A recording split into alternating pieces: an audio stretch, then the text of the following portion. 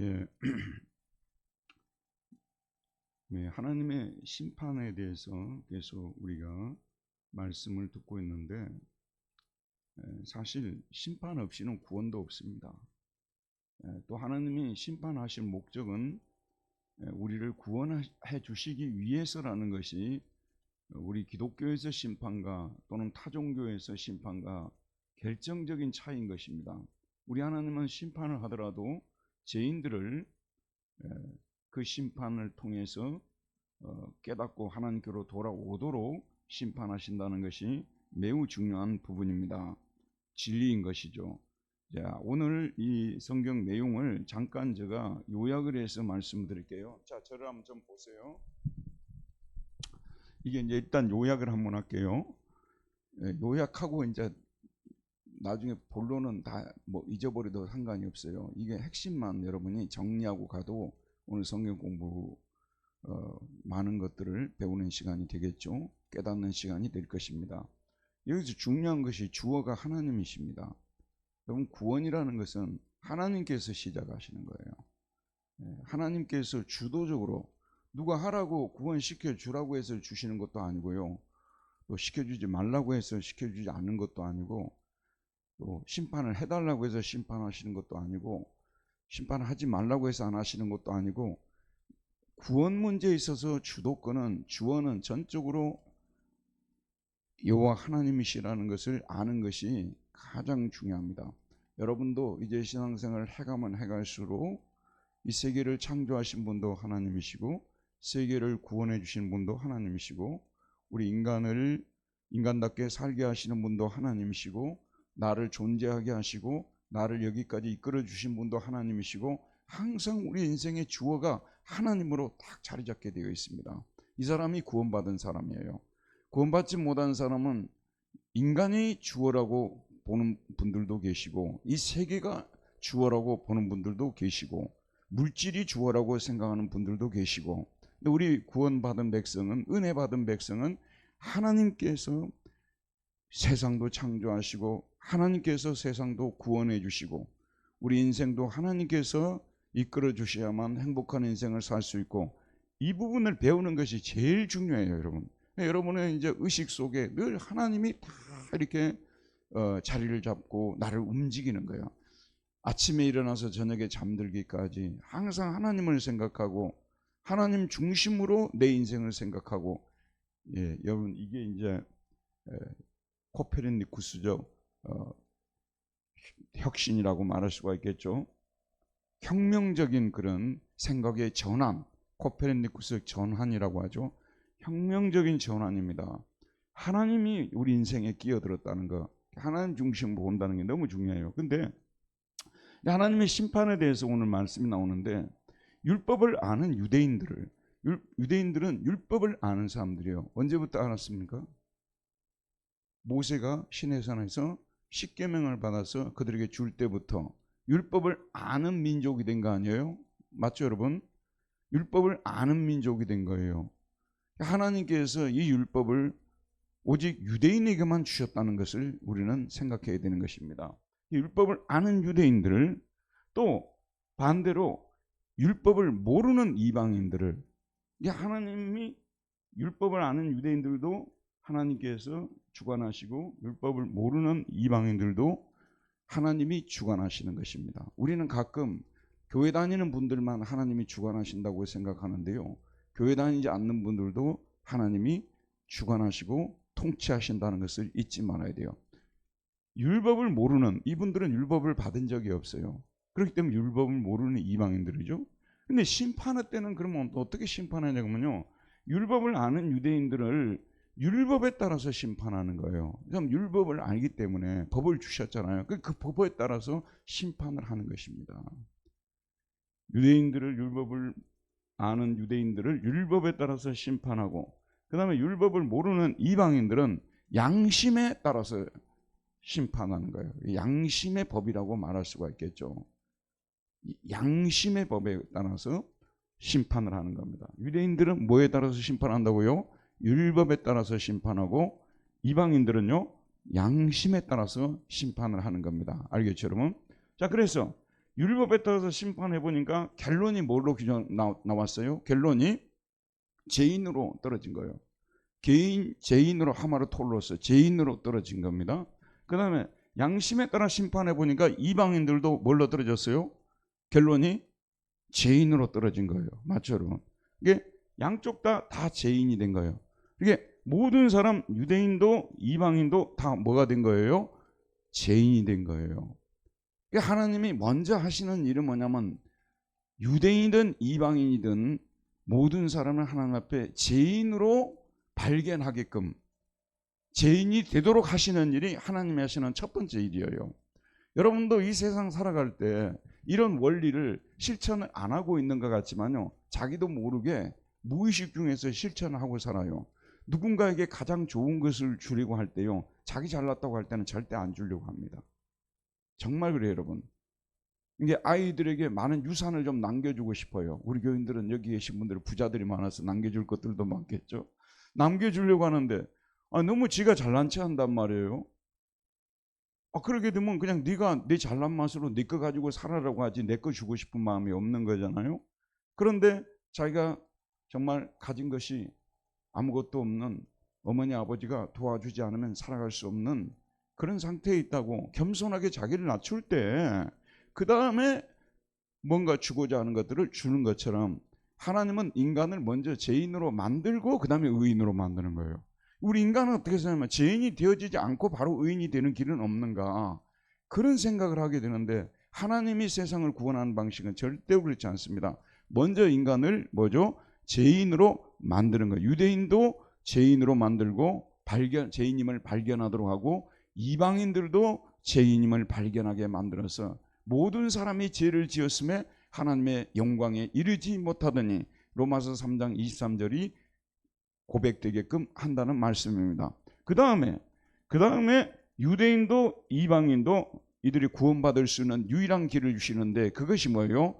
율법도 아니고 양심의 법도 아니고 뭐라니까? 복음이라는 거죠. 예수 그리스도의 십자가 부활의 복음, 그것을 선물로 주어서 내려주어서 이 복음을 믿어서 구원을 받게 하시는 것이 하나님이 이 세상을 구원하는 방식인 것입니다. 저희들은 지금 현재 로마서 3장 23절 이전을 지금 배우는 거예요. 먼저 하나님께서 죄가 없다고, 이방인들도 죄가 없다고 말했어요. 유대인들도 자기들은 율법을 어긴 적이 없다고 말하는 거예요. 이방인도 유대인도 다 율법을 어겼고 양심의 법을 어겨서 죄인이라는 사실을 드러내 주는 것이, 그들의 현 상태를 진단해 주는 것이. 이소연 집사님 예전에 학원에서 일하신 적이 있죠. 그러면 이제 애들이 딱 들어온다 그런 말이에요. 그러면 뭐냐면 레벨 테스트를 하는 거예요.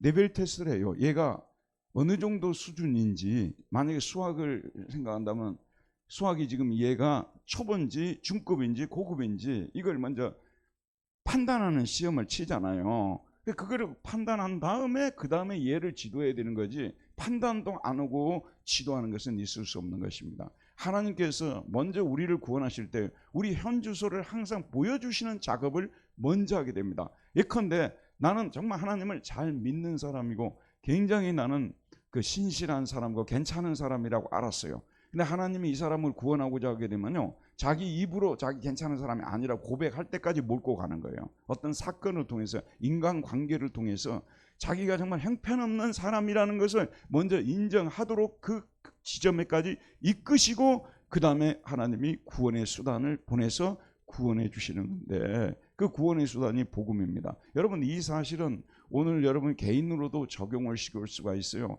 하나님께서 저와 여러분들을 뭔가 좋은 선물을 주시고자 할 때, 지금보다 더 하나님께서 영광스러운 상태로 이끄시고자 할 때는요, 지금의 나의 감추어진 이 현재의 모습을 드러내주는 이 일을 아무도 모르지만 자기는 알게끔 하나님이 먼저 그 작업을 하시는 겁니다. 그 다음에 하나님께서 주시고자 하는 선물을 주게 하시는 거, 이것이 하나님이 행하시는 방식이니까 로마서는 막 죄에 대해서 지적이 많이 나오는데 결국은 유대인도 이방인도 복음을 믿어서 구원을 받게 하시는 것이, 이런 의미에서 우리는 하나님을 사랑의 하나님이라고 말하는 것입니다. 하나님은 이 세상에 존재하는 그 어떤 사람도 구원받지 못하는 일이 없도록 하시고자 하시는 분이 하나님이십니다. 모든 사람이 다 예수를 믿어 구원을 받도록, 그러기 위해서는 모든 사람이 죄인이 되어야만 해요. 죄인이 안 되고 구원을 받는 길은 없어요. 죄인임을 시인하지 않고서는 구원받는 길이 없습니다. 바리새인과 세리의 기도가 나오지 않습니까? 기도하러 나와가지고도 바리새인은 자기가 잘한 것들을 막 열거하기 시작하지 않습니까? 그러나 세리는 그냥 얼굴을 감히 하늘을 향해 들지도 못하고 주여 나는 죄인이로소이다. 누가 구원을 받게 되는 것입니까? 세리는 자기 자신을 빨리 발견하니까 빨리 구원을 받아요. 근데 이 바리새인이 구원을 받으려면 시간이 한참 걸리겠죠. 하나님이 여러 가지 방법을 통해서 간섭하셔가지고 자기 현 주소를 알려주겠죠. 그때서야 구원을 받을 수 있다는 말씀이 되는 것입니다. 자, 여기까지 하고 오늘 공부를 마쳐도 되는데, 여러분들이 여기까지 오시는데 얼마나 수고를 많이 하셨어요. 그러니까 그냥 빨리 가게 하시면은 차비가 아까우니까 오늘 우리 본문을 조금 살펴보도록 하겠습니다. 오늘 핵심 내용은 이미 다 정리가 되었어요. 특별히 우리 이소연 집사님 오시느라고 얼마나 수고하셨어요. 돈도 많이 쓰시고. 그런데 그냥 지금 바로 돌려보낼 수가 없어요. 자, 여러분, 이제 유대인과 이방인을 향한 하나님의 심판 법칙에 대해서 우리가 배우는데, 자, 1번 한번 보도록 합시다. 하나님의 심판은 공정하다는 것입니다. 왜냐하면 하나님은 예모로 사람을 취하지 않고라고 되어 있죠. 2장 11절에 보면 이는 하나님께서 외모로 사람을 취하지 아니하심이라. 하나님께서 예모로 사람을 취하지 않고 법과 원칙에 따라서 심판을 하시기 때문입니다. 아무리 잘나고 가문이 좋고 아무리 학벌이 좋고 아무리 재산이 많고 그러더라도 법과 원칙에 따라서 심판하시는 분이시라는 말씀입니다. 그리고 이 하나님의 그 심판은 공정한 심판이라는 것, 의로운 심판이라는 것이 저희들이 새벽에 지금 말씀을 듣고 있는 계시록 16장 5절과 7절, 제가 잠깐 읽어보도록 할게요. 계시록 16장 5절과 7절입니다. 보면 내가 들으니 물을 차지한 천사가 이르되 전에도 계셨고 지금도 계신 거룩하신 이여 이렇게 심판하시니 의로우시도다. 이렇게 심판하신 당신은 의로우신 분이십니다. 당신의 심판은 의로우신 심판입니다. 7절에도 보면 또 내가 들으니 제단이 말하기를 그러하다. 주 하나님 곧 전능하신 이시여 심판하시는 것이 참되시고 의로우시도다. 하나님의 심판은 참되시고 의로우신 심판이라고 말하고 있습니다. 대조해서 말씀드릴게요. 인간의 심판을 한번 보시기 바랍니다. 인간의 심판. 여러분, 자, 잠깐 저를 보세요. 지금 그 스포츠 경기들이 있잖아요. 예를 들면 축구 경기나 야구 경기나 테니스 경기나 이런 데 다 기계가 도입이 되어 있죠. 왜냐하면 판정이 너무 엉터리 같은 판정이 많이 나와가지고 이길 수 있는 사람이 지고 지하는 사람이 이기고 이런 일을 하기 때문에 기계를 도입한 겁니다. 근데 이 기계가 얼마나 정확한지요. 다 이렇게 이쪽, 만약에 두 사람이 이제 옵사이드 라인에서 서 있잖아요. 그러면 이 수비가 이게 공격보다도 앞으로 나가 있으면 이 사람의 옵사이드가 걸리는 거잖아요. 그러니까 이걸 딱 선을 그어서 보여줘요. 딱 보여줘가지고 이 수비가 조금이라도 이렇게 앞으로 살짝 나가 있고 공격이 조금만 이렇게 들어와 있으면 골이 취소가 되어버려요. 그러니까 이거는 속일 수가 없어요. 야구 경기도 마찬가지고 1루에 열심히 뛰었어요. 근데 딱 여기 그 1루에 이렇게 딱 발을 딛는 그 순간에 공이 날아와가지고 딱 받았어요. 근데 이게 우리가 볼 때는요, 이 타자가 먼저 거기에 들어갔는지 아니면 공이 먼저 왔는지 정말로 판단하기 어려워요. 그래서 예전에는 억울한 일이 많이 발생했어요. 지금은 어떻습니까? 기계를 몇 번 돌려봅니다. 돌려보게 되면요, 0.1초라도 이게 차이가 나게 돼 있어요. 그럼 거기서 아웃 판정, 그 다음에 세이프 판정, 이런 것이 나오지 않습니까? 그런데 스포츠 세계 같은 데는 지금 이 판정이 공정하게 이루어지는 시대가 되었는데, 여러분이 아시다시피 우리나라의 사법부 같은 경우를 한번 보자 그 말입니다. 사법부 같은 데에 대해서 말이 정말 많이 나오잖아요. 그동안 몇 개월 동안은 이 사법부의 권위에 대해서 굉장히 심지어는 헌법재판소에 들어가서 난동을 피우기도 하고 얼마나 많은 일들이 일어났습니까? 한번 보세요. 검사가 어떤 그 A라는 사람과 B라는 사람이 있는데 A라는 사람은 죄를 딱 발견했을 때 즉시 기소를 하는 거죠. 근데 B라는 사람은 내 아는 사람이야. 내 동창이고 내 동창의 후배고 또 우리 가족하고 관계가 되어 있고 또 우리 편이고 또 심지어는 국가의 권력 잡은 사람들이 그거 하지 마라 이렇게 하게 되면 기소 편의주의라고 하지 않습니까? 그래서 어떤 사람은 바로 기소를 해버리는 거예요. 어떤 사람은 기소를 해야 되는데 안 해버리는 것입니다. 이런 일이 우리나라에 지금까지 굉장히 많이 있었다는 것을 여러분이 아실 것입니다. 그래서 인간의 심판이라는 것은 정치 권력의 영향을 받고요. 또 우리나라의 대기업과 같은 또 힘 있는 그런 또 돈을 많이 주는 그런 곳에 의해서 또 심지어는 또 영향을 받기도 하고, 여러분 우리나라의 그 상당히 중요한 그룹들은요 일찍부터 이 검사들에게 공을 들인다는 걸 여러분이 많이 들어서 알고 있지 않습니까? 그러면 그 돈을 먹은 사람들이 나중에 판정을 할 때 공정한 판정을 할 수 있겠냐 그런 말씀이에요. 사실 저 같은 경우 독일에서 한 16년 살았지 않습니까? 그런데 이 법관이 판다는 거 가지고 사법부 문제를 문제시한 적은 단 한 번도 들어본 적이 없어요. 저도 신문을 부지런히 보는 사람이었거든요. 본 적이 없어요. 그러나 우리나라는 항상 이 사법부의 판정에 대해서 이 말이 많았다는 것을 볼 수가 있습니다. 그런데 선진국으로 가면 갈수록 공정하다는 거 아니겠습니까? 그러나 인간이 하는 일은 온전히 공정할 수는 없을 것입니다. 그래서 여러분 우리 하나님의 이 심판은 정말 공정한 심판이에요. 때로는 내가 뭘 그리 잘못한 것이 많아서 이런 심판을 받아야 됩니까? 항의할 수도 있겠습니다만은 하나님의 심판은 공정하시고 참되신 심판이라는 것이 확실합니다. 은혜를 받고 보게 되면요, 왜 내가 그때 그렇게 힘든 시간을 보내야만 했는가?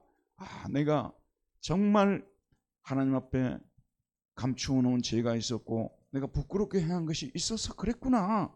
세월이 지나더라도 우리가 돌이켜보면서 내가 잘못한 것이 있고 내가 잘못해서 심판을 받았고 심판하시는 하나님은 의로우시고 공정하셨다는 것에 대해서 고백을 하게 되는데, 인간 중에서는 이렇게 공평하고 참된 심판을 행할 수 있는 사람이 없습니다. 오직 하나님만이 그렇게 하실 수 있다는 말씀이고요. 자, 여러분 찾지 마세요. 시편 7편 11절에서 13절을 제가 한번 찾아보겠습니다. 시편 7편 11절에서 13절. 이 시편에 나오는 시인들은요, 이 세상에 하나님을 믿고 살면서 억울한 일을 참 많이 당한 사람이에요. 여러분 저를 보세요. 이 시편의 시인을 비롯해서 구약에 나오는 많은 성도들은요, 사회적으로 볼 때 약자들이 많았어요. 가난한 자들이 많았어요. 왜냐하면 사회가 아주 부패할 때는요, 이 올바르게 사는 사람들이 가난하게 될 수밖에 없고 소외되고 이렇게 될 수밖에 없는 현실이 펼쳐지기 때문에 이 시편의 시인들은 정말 자기들의 억울한 송사를 하나님이 좀 들어주셨으면 좋겠다고 막 교회 기도하러 나갈 때요, 그냥 간절히 기도를 합니다. 그냥 여러분 이렇게 돼도 좋고 저렇게 돼도 좋고 그런 상황이 아니고, 이분들은요, 하나님이 만약에 그 송사를 들어주시지 않으시면, 자기들을 건져주시지 않으면 멸망을 당할지 못한다는, 모른다는 그런 위기의식을 가지고 하나님 앞에 나가서 간절히 부르짖는, 이것이 시편의 구구절절이 나옵니다. 이런 시편을 제가 참 안타까운 일입니다만은 처음에 2008년에 제가 여기 귀국을 했는데요, 2008년에 일산에 있는 한 500~600명 되는 교회에 가서 집회를 했어요. 그런데 거기에 저에게 늘 식사 때 와서 저 식사를 챙겨주고 함께 식사도 하셨던 그 교회 오래되신 장로님이 계세요. 그분이 하신 말이 지금도 잊혀지지 않아요. 그분이 뭐라고 하신 줄 아십니까? 자기는 지금까지 시편을 읽어본 적이 없대요. 그러고도 장로된 것이 참 대단한 거죠. 여러분 시편을 읽어본 적이 없다는 것은요, 탄식과 고통 이것으로 인해서 하나님 앞에 울부짖는 기도를 해본 적이 없다는 사람이거든요. 어떻게 그런 사람을 장로로 뽑을 수가 있어요? 하나님의 그 영적인 현실에 대해서 까막눈이에요. 아무것도 모르는 사람이에요. 조금만 아는 사람이라면 여러분 하나님 앞에서 눈물로 기도했던 시간들이 여기 앉아 계신 분들 중에 다 있으셨을 것입니다. 너무 고통스럽고 힘들고, 또 여러분 보세요. 여러분, 법적인 문제에 한번 휘말려 보지 않습니까? 법적인 문제에 휘말리면요 굉장합니다. 한 20년 정도 역사 속에서 대통령을 비롯한 정치인들 몇 명이, 이름 있는 정치인들이 목숨을 끊었어요. 법적인 문제에 연루되기 때문에 이러는 거예요. 작은 문제라도 법적인 문제에 한번 연루되면요 정말 신경 쓰이고 잠이 안 오고 고통스럽습니다. 더군다나 내가 하지 않은 일을 했다고 누명을 써가지고 그런 일이 벌어졌다면 어떻겠습니까? 근데 저와 여러분은 걱정하지 마세요. 저는 그래서 신앙생활을 하게 된 것이 너무 감사해요.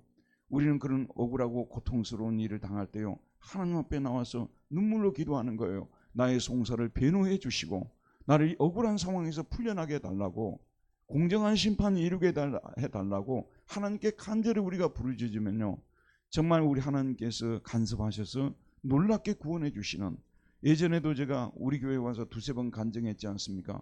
아니 우리 어머니가 열심히 장사를 해가지고 학교 옆에다가 집을 샀단 말이에요. 그래서 거기서 문방구도 하고 이제 좀 살만할 때가 되었는데, 학교 교장 선생님이 저를 좀 부르더니 누구 엄마는 말을 길을 잘 못 알아들어서 말을 못 하겠다고 하면서, 당신 어머니가 이 땅을 사긴 사는데 브로커를 통해서 사서 사실상 이것이 학교 땅이지 당신의 땅이 아니라고, 이렇게 하면서 학교에다가 집을 돌려달라고 하는 거죠.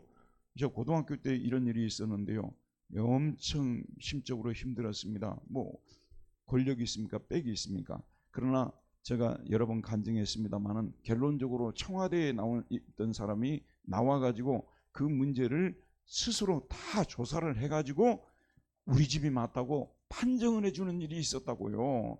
근데 저뿐이 아니라 얼마나 많은 하나님의 백성들이 이런 고통 속에 있겠습니까? 하나님은 의로우신 재판장이라고 말씀하고 있는 거예요. 의로우신 재판장이다.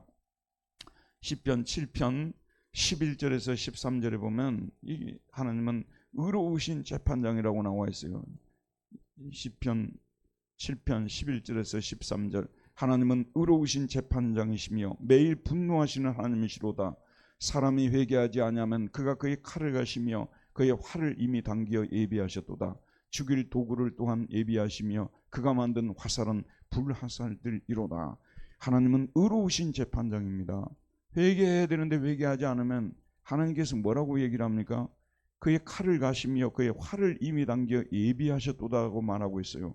의인들을 괴롭히는 사람들은 분노하시는 하나님이시라는 것은 오늘 말씀을 통해서 시편 7편 11절에서 13절 말씀을 통해서 주시는 것입니다. 자, 2번 한번 보도록 할게요. 2번입니다. 시작. 이방인처럼 율법 없이 범죄한 자는 무엇 없이 망한다고 되어 있어요. 율법 없이, 노모스가 율법이거든요. 아는 없다는 뜻이에요. 아노모스, 율법 없이, 헤마르톤, 범죄한 사람은 아노모스, 율법 없이 아폴룬타이라고 되어 있습니다. 멸망을 당할 것이라고 말하고 있어요. 이방인들을 두고 하는 얘기죠.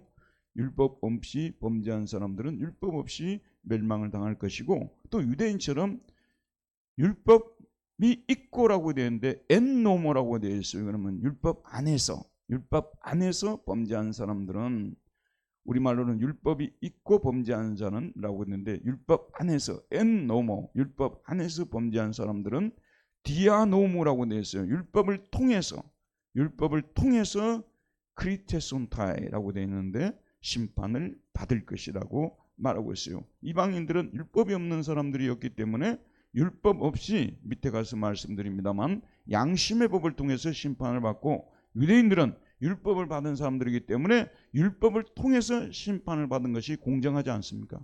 그렇죠, 여러분. 이방인들에게 율법을 주시지 않으셨는데 율법을 가지고 심판한다는 것은 불공정하잖아요. 또 유대인들에겐 율법을 주셨는데 율법 없이 심판하는 것은 불공정하잖아요. 유대인들에겐 율법을 주셨기 때문에 율법을 통해서 심판하고, 이방인들은 율법을 주지 않았기 때문에 율법 없이 심판하는 것이 공정한 심판 아니냐는 말씀이죠. 자, 3번 한번 보도록 하겠습니다. 읽읍시다. 시작. 하나님 앞에서는 율법을 듣는 자가 의인이 아니요 율법을 어떻게 하는 자가 의롭다 하심을 얻는다고 말하고 있죠? 13절입니다.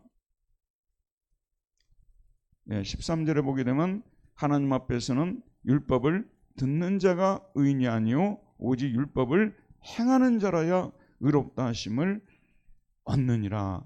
자, 유대인들은 자기들이 율법을 안다는 것에 대해서 큰 자부심을 가지고 있었어요. 또 율법을 들었다는 것에 대해서 자부심을 갖고 이미 어릴 때부터 어머니 아버지로부터 또 랍비를 통해서 율법 교육을 받지 않습니까? 그래서 웬만한 그런 유대인들이면요 얼마나 율법을 열심히 공부를 했든지 신명기 같은 책은 거의 외워버리고요, 좀 똑똑한 사람들은 창세기, 출애굽기, 레위기, 민수기, 신명기를 다 외울 정도로 율법에 정통을 했어요. 자꾸까지 이 사람들은 다 아는 겁니다. 이럴 정도로 율법에 정통한 사람들 아니겠습니까? 율법을 압니다, 들었습니다, 배웠습니다. 그러므로 의인인가? 사람들 앞에서는 의인으로 여겨지겠지만 하나님에게서는 의인으로 여겨지지 않는다는 말씀입니다. 자, 시골에서 공부를 잘했어요. 어떤 분이 한 얘기예요. 이게 좀 이제 대도시에 나갔는데 자기는 천재인 줄 알았다는 거예요. 대도시에 나갔는데 자기 같은 사람이 골목마다 한 명씩 있더라는 거예요. 자기는 시골에서 분명히 천재인 줄 알았는데, 천재 소리 들었는데 자기는 꽤 괜찮은 사람이에요. 의인이라고 생각했단 말이에요. 진짜 완벽한 의인을 만나게 되면요 정말 자기는 보니까 그냥 시커멓게 보이는 이런 일이 벌어지게 된다는 말씀이죠. 율법을 안다, 들었다, 배웠다, 그것으로서 의인이 되는 것이 아니라 율법을 행하는 자가 뭐죠? 뭐가 되는 겁니까? 하나님 앞에 의롭다 여김을 받는 거예요. 하나님은 우리에게 율법을 행하라고 주신 거예요? 배우라고 주신 거예요? 행하라고 주신 거예요. 그런데 우리가 또 잘못 생각하게 되면 이 아는 것과 행하는 것을 분리해서 생각할 수가 있어요.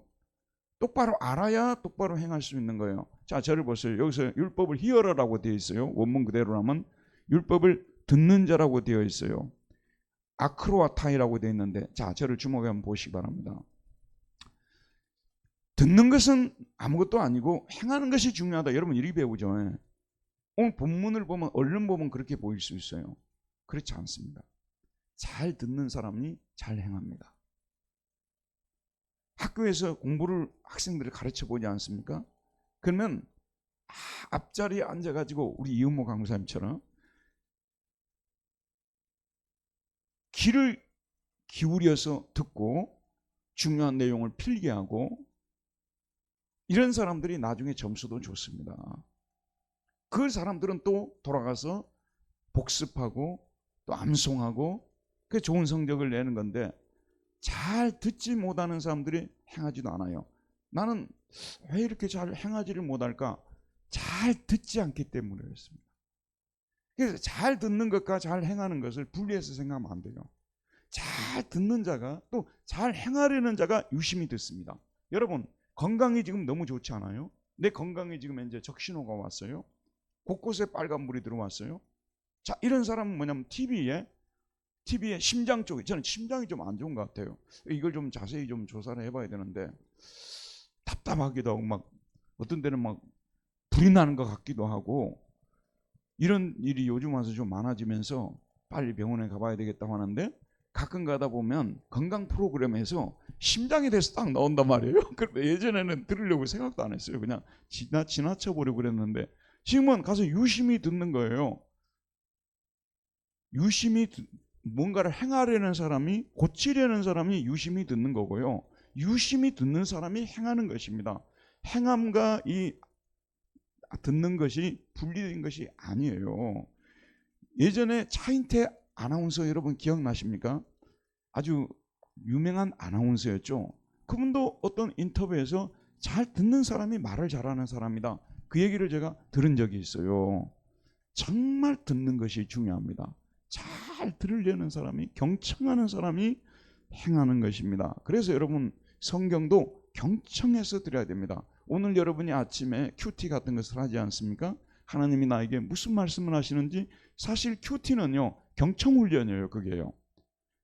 본문을 그냥 조금 띄워놓고 그 말씀을 집중적으로 묵상해서 하나님이 오늘 이 말씀을 통해서 나에게 무엇을 말씀하시는가, 그걸 가지고 하루 동안 실천하려고 애를 쓰고 그것이 반복적으로 되다 보게 되면 아주 좋은 그리스도인으로 발전해 있는 내 모습을 발견할 수 있지 않겠습니까?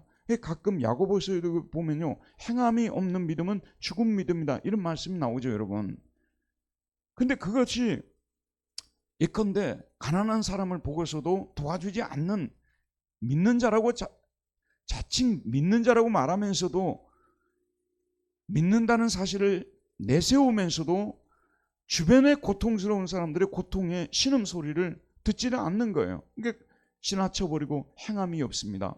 여러분 얼른 생각해보면 행함이 없는 믿음은 죽은 믿음이라니까 율법을 다 행해야만 우리가 구원을 받을 수 있는가 보구나, 그렇게 생각하는데 이 본문은 그런 뜻이 아니에요. 너희들이 말씀을 들을 때 대충대충 건성건성 들었지 진실로 귀를 기울이고 들으지 않았다는 말씀이에요. 여러분 구약 성경을 읽다 보게 되면 하나님이 가난한 자를, 고아를 얼마나 사랑하시는지, 심지어는 11조 중에서도 일부를 빼가지고 일부를 구별해가지고 이걸 가지고 가난한 자, 소외된 자들을, 나그네들을 돕도록 하시는, 심지어는 추수를 할 때도 그 가난한 자들을 먹여 살리기 위해서 주변에 떨어져 있는 것들은 줍지 말라고 하는 그런 말씀들이 나오지 않습니까? 그럼 우리가 유심히 그런 말씀을 읽고 유심히 배우고 유심히 들었다면 그런 가난한 자들을 볼 때 지나치는 사람이 될 수가 없거든요. 잘 듣지 못하기 때문에 행하지 못하는 거예요. 잘 듣는 사람은 행하는 겁니다. 여러분도 기도하시기를 바랍니다. 하나님의 말씀을 경청해서 잘 듣고 깨닫는 사람이 되게 해 주옵소서. 그리고 그 말씀을 실천하는 사람이 되게 해 주옵소서. 근데 실천이 왜 중요한 줄 아십니까? 제가 주일날 대예배 기도 시간을 자주 여러분에게 그런 기도를 여러분 앞에서 드린 것을 기억하실 것입니다. 한 주간 들은 말씀을 삶에서 실천해서 다음 주에 올 때는 감사하고 찬양을 드릴 수 있게 해달라고 그 기도를 제가 항상 드리는 것이 뭐냐면요, 제가 경험을 하기 때문에 그렇습니다. 여러분 말씀을 듣고요 흘려 떠내려 보내지 않고 마음에 담아가지고 주야로 묵상하면서 그 말씀을 실천하고 나면요 담대함이 생깁니다. 정말 담대함이 생기기 때문에 기도를 할 때도 담대하게 기도를 드릴 수가 있어요. 말씀을 실천하지 않았는데 어떻게 담대한 기도를 드릴 수가 있겠습니까? 여러분 담대하게 기도하십시오. 절대 담대하게 기도할 수 없습니다. 실천을 했을 때 우리가 담대하게 기도할 수가 있어요. 실천을 했을 때. 그래서 실천을 했을 때 하나님은 우리에게 기쁨을 주시고 담대함도 주시고 담대함 가운데 기도할 때 응답도 주시고 그러나는 말씀인 것입니다. 자, 그 다음에 4번을 한번 봅시다. 읽읍시다. 시작. 이방인은 본성으로 율법의 일을 행할 수 있다고 합니다.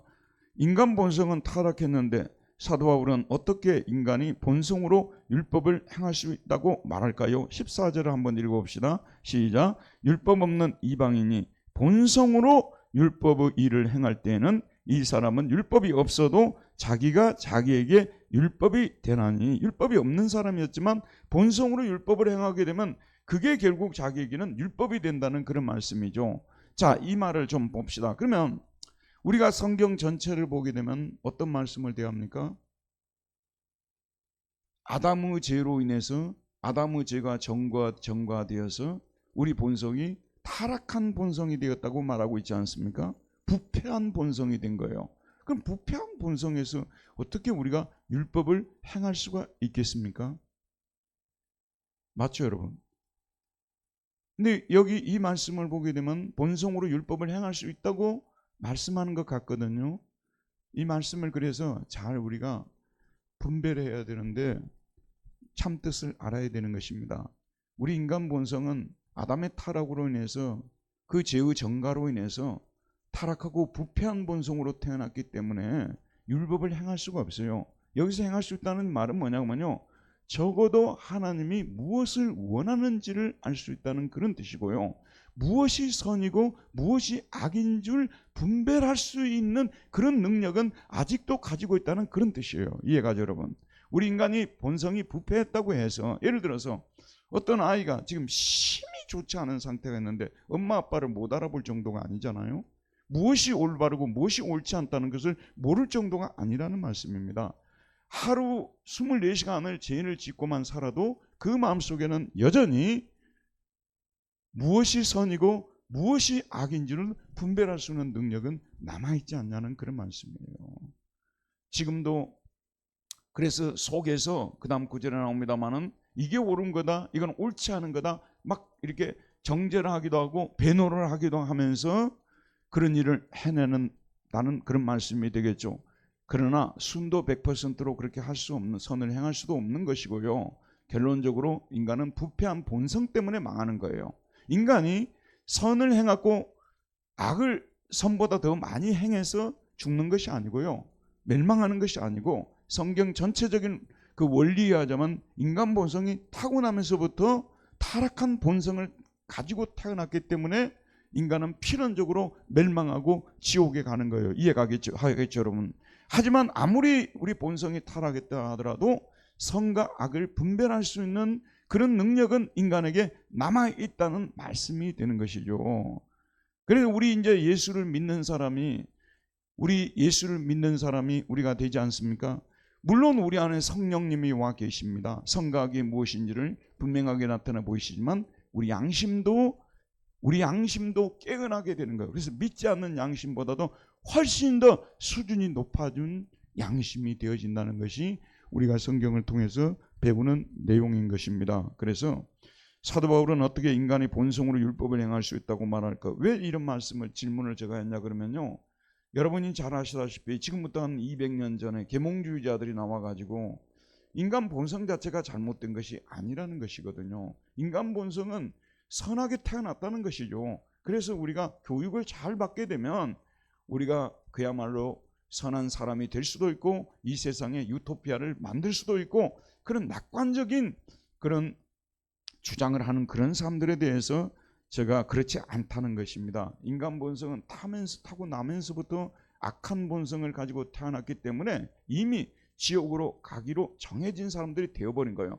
본성 자체가 그런데 어떻게 좋겠습니까? 심지어는 우리가 인간과 인간관계 속에도요, 너무 못된 짓만 하고 사는 사람을 보게 되면요, 저는 저렇게 태어났어, 저 가는 길이 뻔해, 마지막이 뻔해, 이런 말을 쓰지 않습니까? 따져놓고 보면 그 사람만 그런 것이 아니라 인간으로 태어난 모든 사람은 아담 본성, 지악의 본성을 가지고 태어났기 때문에 멸망으로 가게 되었다는 말씀입니다. 하지만 우리 인간 안에 선, 악을 분별할 수 있는 능력조차도 상실했다고 보지는 않는다는 말씀이 되는 것입니다. 그걸 가지고 나름대로 열심히 선을 행하려고 하는 거예요.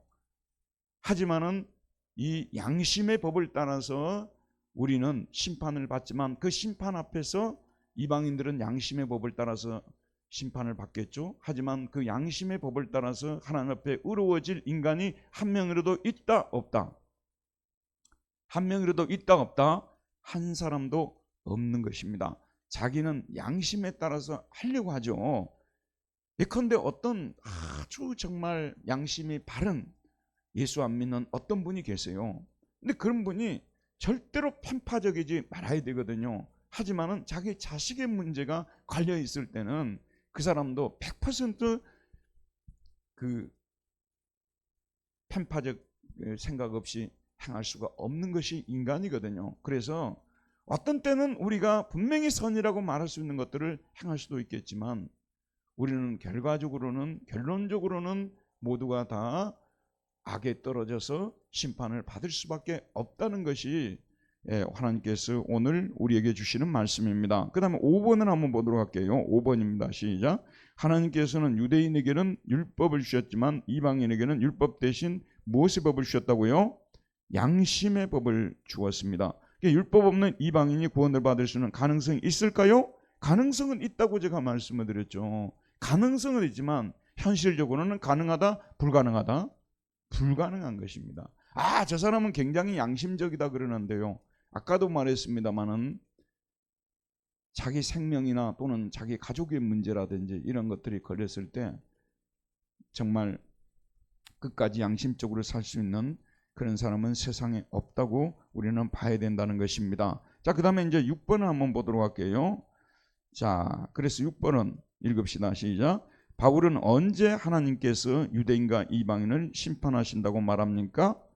사람들의 어떤 것을 심판하신다고 말합니까? 그런데 이런 사실이 어디에 알려졌다고 말합니까? 16절을 한번 보도록 할게요. 16절입니다. 시작. 이런 바와 같이 하나님이 예수 그리스도로 말미암아 사람들의 은밀한 것을 심판하시는 그날이라. 언제 하나님께서 유대인과 이방인을 심판하신다고 말합니까? 심판의 날입니다.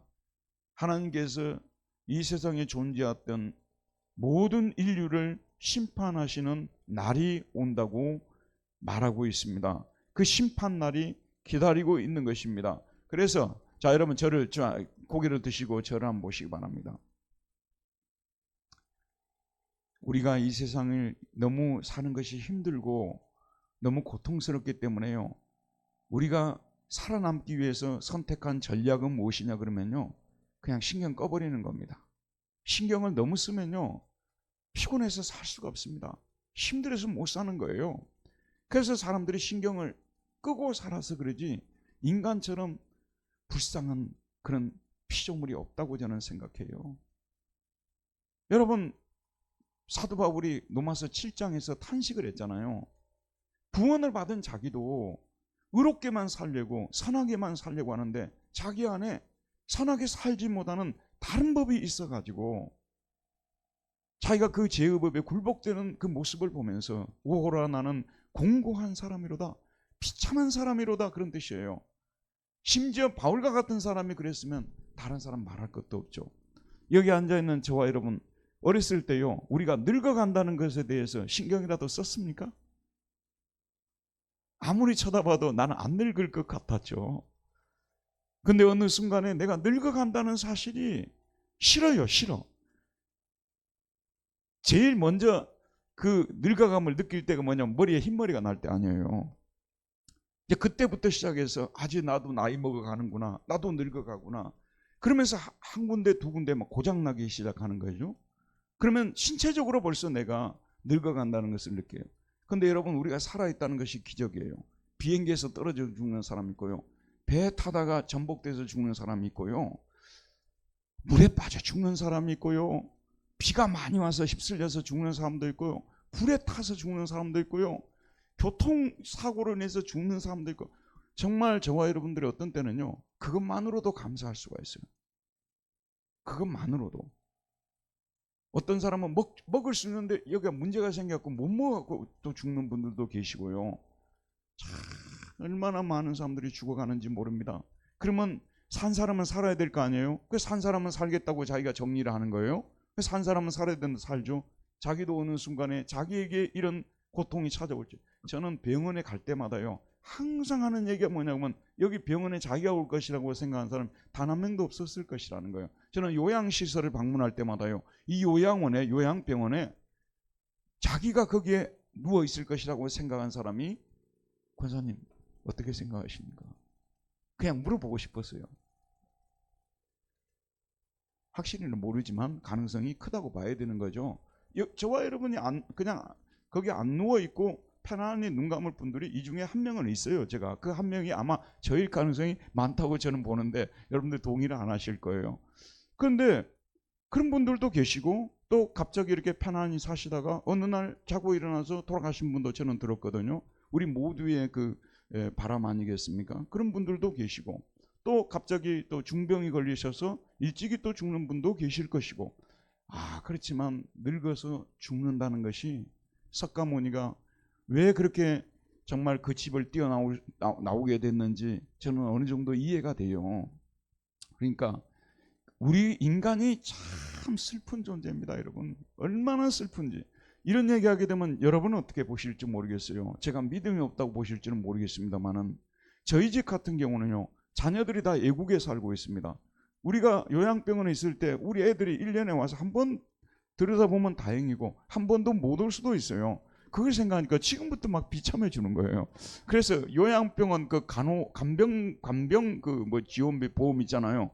그걸 드려고 이제 아는 사람한테 제가 알아봤어요. 그랬더니 그게 만만치가 않더라고, 돈이요. 그것도 마음대로 못 들겠더라고요. 근데 그것은 거의 기정사실화돼 있어요. 그 두 사람 중에 한 사람이 먼저 가면요, 거기 들어갈 가능성이 굉장히 크다는 거죠. 그래서 여러분, 제가 결론적으로 말씀드리고 싶은 게 뭐냐면, 인간만큼 불쌍한 존재가 없어요. 자, 그런데 그걸로 끝나버리면 오직 좋겠어요. 그래서 그들이 늘 안 믿는 무신론 자들이 말하듯이 우리는 물질의 덩어리니까 죽으면 물질이 해체돼서 끝나버리면 오직 좋겠어요. 그러나 인간의 선천적 마음속에 이미 심판이 있다는 것이 들어있어요. 아무리 지우려고 해도 들어있어요. 최후의 심판이 있다는 것이. 우리는 그 법정 앞에 서는 거 아니겠어요?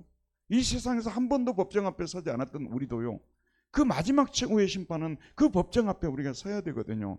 그 인간의 비극이 바로 그거예요. 죽으면 끝나버린다면은 다 누구나 죽으려고 하겠죠. 죽으면서 끝나지 않습니다. 한번 죽는 것은 사람에게 정하신 것이요, 그 후에는 뭐라고 했습니까?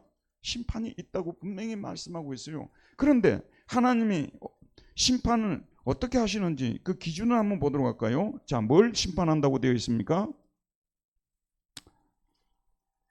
예, 나의 복음의 이름 뭐하지? 하나님이 예수 그리스도로 말미암아 사람들의 무엇을요? 은밀한 것을 심판한데, 은밀한 것이란 이게 딴 게 크립타라는 것이 이게 뭐냐면 숨겨진 것들이에요.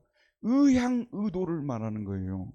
이게 어떤 범죄가 일어났을 때 그 의향 의도를 가지고 판단하지 않습니다. 여러분, 형법은 의향 의도를 가지고 판단하죠. 그 일이 일어났느냐 일어나지 않았느냐.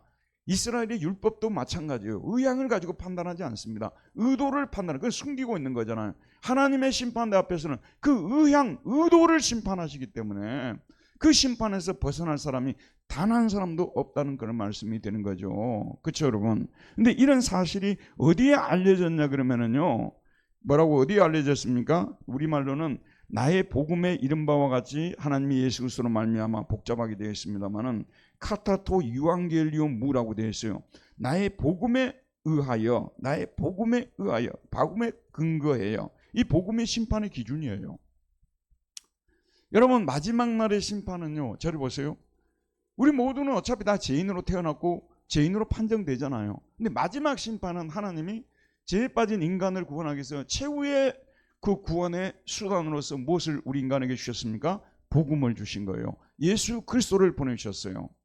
그래서 하나님의 마지막 심판의 기준이 뭔지 아십니까, 여러분? 하나님의 마지막 심판의 기준은 복음을 믿었느냐 믿지 않았느냐. 그게 은밀한 것을 드러내는 목적도요. 베드로가 설교를 했습니다. 찔림을 받았어요. 숨겨놨는데 그 설교를 통해서 자기의 속에 은밀한 의향까지도 심판하시는 그 심판을 경험한 거예요. 형제들아, 우리가 어찌 알고 그러지 않습니까? 하나님이 우리의 죄를 드러내는 것은 우리 모두가 복음을 믿어서 구원을 받으라고 말하는 거예요. 이게 핵심인 것입니다. 오늘 성경 공부의 핵심도 하나님이 인간을 죄인으로 들어내고야 마시는 이유는 우리 모두가 복음을 믿어서, 예수를 믿어서 구원을 받으라고 하는 것입니다. 예수 그리스도가 심판의 기준입니다. 예수 그리스도를 믿느냐 믿지 않느냐, 복음을 받아들였느냐 받아들이지 않느냐에 따라서 하나님은 최후의 심판 때 심판을 하는 겁니다. 그러니까 저희들도 모두 심판대 앞에 서겠죠. 하지만 우리는 모두 그 심판에서 어떻게 되는 거예요? 풀려나게 되겠죠. 왜 풀려나는 근거가 뭡니까? 예수 그리스도를 믿었기 때문에. 예수 그리스도를 믿은 사람은 구원해주고 믿지 않는 사람, 어차피 인류는 태어나면서부터 다 정죄하에 놓인 사람들이기 때문에 그 구원에, 그 사람들을 구원하기 위해서 독생자 예수님을 보내주신 거 아니겠어요? 그래서 예수를 믿는 자는 구원하고 믿지 않는 사람은 정죄를 당하게 하시는 것이 복음인 것입니다. 그러니까 복음은 믿어도 되고 안 믿어도 되는 것이 아니라요, 복음을 믿지 않으면 멸망합니다. 우리가 이 성경 공부를 하는 목적이 무엇입니까? 이 사실을 우리가 배움과 동시에, 이 사실을 다시 한번 정리함과 동시에 우리 주변에 예수 그리스도를 믿지 않는 사람들을 어떻게 해서든지 전도해서 예수 그리스도를 믿게 하도록 하기 위해서 노마서 공부를 하는 것이고요. 항상 여러분, 저를 구원의 도구로 사용하여 주옵소서 기도하시기를 바랍니다. 제가 누구를 만나서 전도하고 싶사오니 저 입을 열어서 담대히 복음을 증거하게 하시고 그 복음을 듣는 그 사람이 예수님을 믿게 해 주옵소서. 항상 우리의 기도 제목이 그것이 돼야 돼요. 자, 여러분 저를 보세요. 심지어는 그것만 기도해도 되는 거예요. 예를 들어서 우리가 가지고 있는 문제가 있어요. 아픔이 있어요. 고통이 있어요. 예담이가 조금 이따 시험을 쳐요. 그럼 매일 아침 예담이 학교 가게 해주소서, 예담이 학교 가게 해주옵소서, 간센보살 나무아미타불, 그거하고 똑같은 거예요. 하나님이 그걸 모르겠습니까? 예담이가 시험을 친다는 것을 모르겠어요? 다 알고 계시기 때문에 그것은 하나님께 맡겨드리면 되는 거예요. 우리는 엄밀하면서 그걸 위해서 구할 필요도 없어요. 먹고 사는 문제, 그런 거 가지고 사실 구할 필요도 없습니다. 너희는 먼저 그 나라와 그 의를 구하라. 그럼 그 나라와 그 의를 구하는 것이 뭐냐면요, 내 입을 벌려서 나를 통해서 예수를 영접하는 사람이 나오게 해주옵소서. 이것만이 우리의 기도가 돼야 돼요. 새벽에 새벽 기도를 드리지 않습니까? 믿지 않는 내 가족을 위해서 기도할 때, 저도 여동생이 3명이 있어요. 한 명은 목포에서 예수를 제대로 믿고 있는데 또 한 명도 순천에서 예수를 믿고 있어요. 한 명은 이단에 빠져 있어요. 아유, 그냥 저녁에 가족을 위해 기도할 때도 그러고, 또 새벽에 기도할 때도, 또 애들이 신앙생활을 좀 잘하면 좋겠는데 내가 볼 때는 합격점이 안 나와요. 그러니까 가슴이 아픈 거예요. 가족들을 위해서 기도할 때 너무 가슴이 아파가지고 항상 이 기도가 빠질 수가 없어요. 어찌 이 기도가 빠지겠습니까? 그뿐만 아니라 우리 주변에 또 예수를 믿지 않는, 정말 하나님의 은혜는 있더라고요. 저희 마을에 우리 반에서도 가장 평판이 좀 안 좋고 많은 애들을 괴롭혔던 애가 있어요. 결과만 말씀드릴게요. 은혜를 받았어요. 주일은 한 번도 빠지지 않고, 자기가 그렇게 골프를 좋아하는데 자기가 골프 모임을 주일날 치는 것을 취소를 한대요. 그 사람이 하는 말은, 우리가 그 얘기를 듣고 그냥 깜짝 놀랐어요. 네가 어찌 그런 말을 하냐.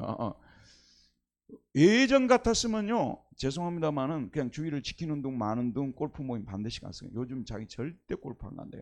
이게 자기 보고 장로할 사람이 없으니까 네가 장로 좀 하라고 난리래요 지금. 근데 자기는 장로할 양심에 비춰볼 때 장로할 수 있는 사람이 아니라는 거예요. 근데 그 사람이 얼마 전에 우리 초등학생들 모임이 있어요. 그래가지고 여기 이제 이 송파에선가 모였어요. 한 8명이 모였는데 한 명이 몸이 아파가지고 수술도 많이 하고 정말 지금 건강이 너무 좋지 않은 상태에 있어요. 근데 얘가 교회를 안 다녀요.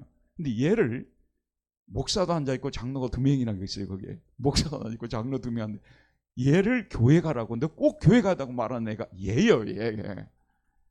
부끄럽더라고요. 나는 목사인데 옆에 장로 2이나 있는데 정말 교회 가야 된다고 간절하게 손을 잡고 얘기하지 못했거든 우리는요.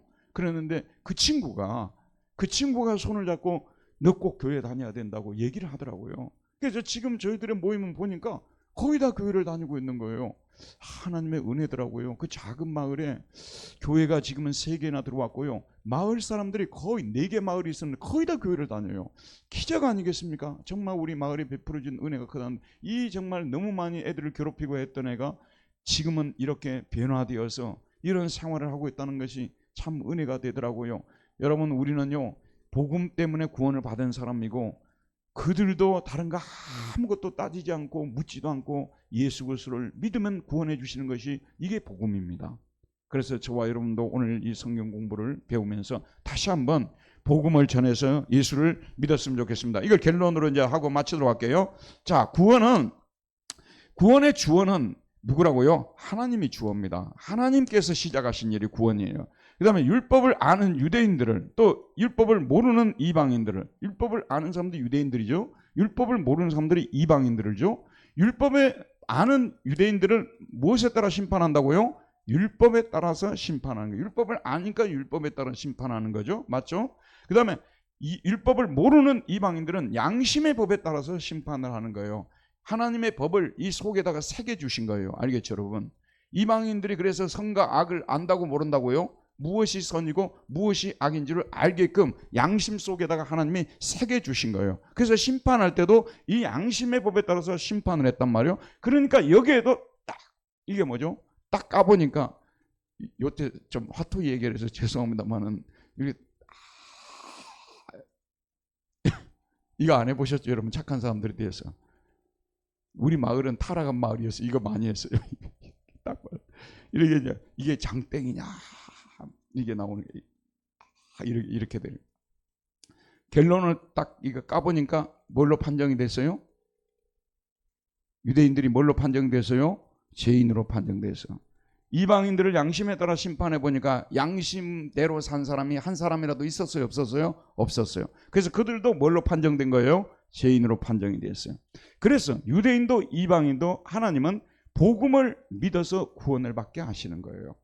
모든 사람이 다 죄인이라는 사실을 깨우쳐서 모든 사람이 예수를 믿어서 구원을 받도록 하는 것이 하나님이 이 세상에 대해서 우리 인간에 대해서 가지고 있는 계획입니다. 이 계획을 위해서 교회도 세워진 것이고 오늘 이 세상 역사가 존재하고 있는 것입니다. 그러니까 구원받지 못할 사람이 단 한 사람이라도 세상에 있다 없다? 없는 거예요. 어떤 사람은 구원을 못 받는 거예요?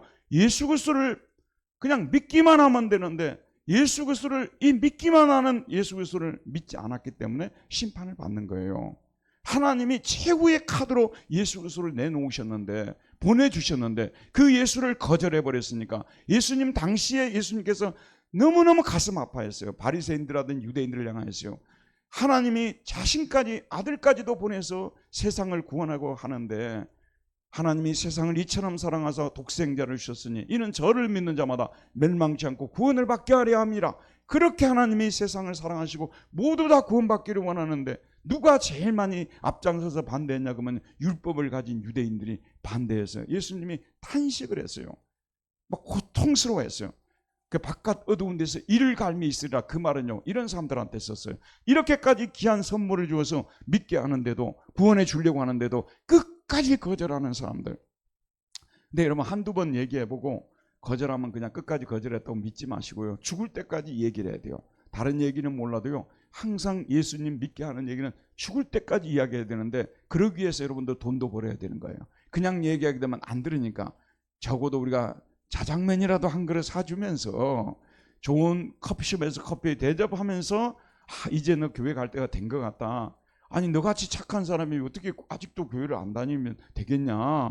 그 사람을 좀 이렇게 올려주면서 꼭 너 같은 사람이 필요하다. 교회 가야 된다. 우리는 하루도 이 기도를 쉬지 말아야 되는 거예요. 아까 제가 말씀드렸죠. 자기에게 일어나는 일 아니 그 뭐 한 번 얘기하면 말지 그 매일 그 얘기만 하고 있을 거예요. 하나님 앞에 나왔어요. 그런 것은 하나님이 다 알아서 해주십니다. 그러니까 그런 것은 다 하나님께 맡기고요. 우리가 해야 될 일은 믿지 않은 사람들 신앙을 갖지 못한 이런 분들을 신앙을 갖도록 하는 이것이 우리가 이 땅에서 해야 될 가장 중요한 일이라는 거. 기도가 마치겠습니다. 우리 한 3분 동안 조용히 묵상하는 시간을 갖겠습니다. 오늘 말씀을 정리하시고 또 내가 이 생명의 복음을 믿어서 구원을 받게 된 것이 하나님의 은혜임을 다시 한번 생각하고 이 복음을 아직 믿지 않는 내 가족 중에서 믿지 않는 사람, 내 친척, 친구들 중에서 믿지 않는 사람들에게 어떻게 하면 복음을 전해서 구원할까? 자, 조용히 우리 한 3분 동안 묵상하는 시간을 갖겠습니다.